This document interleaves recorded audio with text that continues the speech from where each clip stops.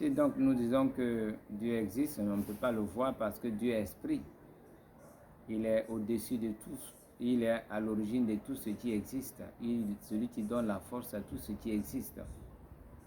Je disais tantôt que Dieu ne peut pas se voir à l'œil nu, mais il se voit dans tout ce qu'il a créé. Lorsque nous voyons autour de lui l'immensité de la mer, les forêts, les animaux, tout est rangé. Rien n'est fait au hasard. Pour aller contre ceux-là qui disent que oui, nous sommes le fruit de l'évolution, il n'y a pas d'évolution parce que depuis que nous sommes avec les animaux, il n'y a aucun animal qui a été transmué et il n'y a pas eu de transmutation pour qu'un saint devienne homme, comme certaines personnes le disent. Dieu est à l'origine. Nous sommes donc les créationnistes. Dieu est le créateur.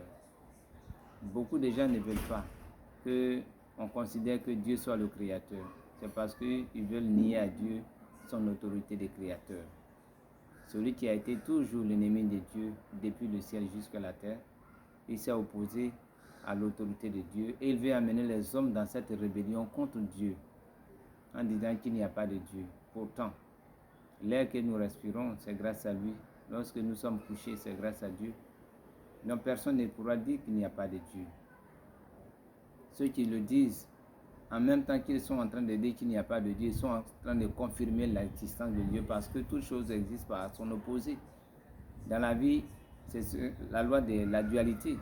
Il y a l'obscurité et il y a la lumière, le jour et la nuit. Tout existe par dualité, par opposition. C'est-à-dire que chaque chose avec son contraire. Donc tous ceux qui disent qu'il n'y a pas de Dieu, ils sont en train d'affirmer qu'il y a un Dieu. Voilà, sans qu'ils s'en rendent compte, parce qu'ils veulent simplement nier la chose. Sinon, ils savent qu'il y a un Dieu. Mais ils ne veulent pas se soumettre. Et ils ne veulent pas se soumettre parce qu'il y a une force qui les amène à ne pas se soumettre. Cette force rebelle qui a toujours été contre Dieu et qui maintenant anime les hommes à ne pas faire la volonté de Dieu. C'est ceux-là qu'on appelle les athées. Donc, il y a Dieu. Quelques faits marquants.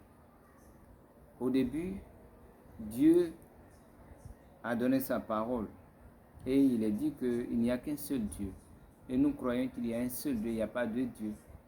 Dans Deutéronome 6, verset 4, il est dit que l'Éternel est Dieu, il n'y a qu'un seul Dieu, il n'y a pas deux dieux, il n'y a pas trois dieux, il n'y a pas quatre dieux. Même si aujourd'hui des hommes croient qu'il y a plusieurs dieux, oui, ce sont des divinités que les gens ont créées.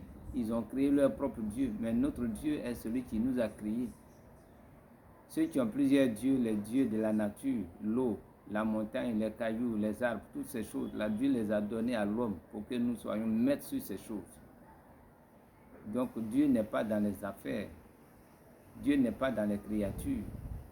Ce que les gens, le panthéisme, Dieu est partout, existe partout. Non, Dieu, il est un. Et c'est lui qui fait être tout ce qui existe, c'est lui qui fait vivre tout ce qui existe. Il n'y a qu'un seul Dieu. Oui. Il a créé l'homme à son image et c'est lui qui a donné sa parole pour que nous puissions le connaître à travers cette parole. Dieu s'est manifesté aux hommes dans Colossiens 1, verset 16 et 17 à travers Jésus-Christ. Il est dit que Jésus était la plénitude, il était la manifestation visible de Dieu, Dieu qu'on ne voit pas. Jésus-Christ est venu, il était habité en lui toute la plénitude de la divinité. Donc Dieu s'est fait connaître aux hommes.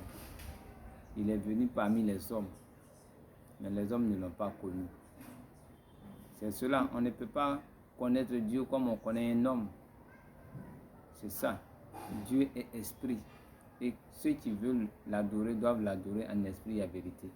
Et tous ceux qui veulent connaître Dieu, il faut utiliser le Saint-Esprit en eux. C'est le Saint-Esprit qui peut permettre de comprendre véritablement qui est Dieu.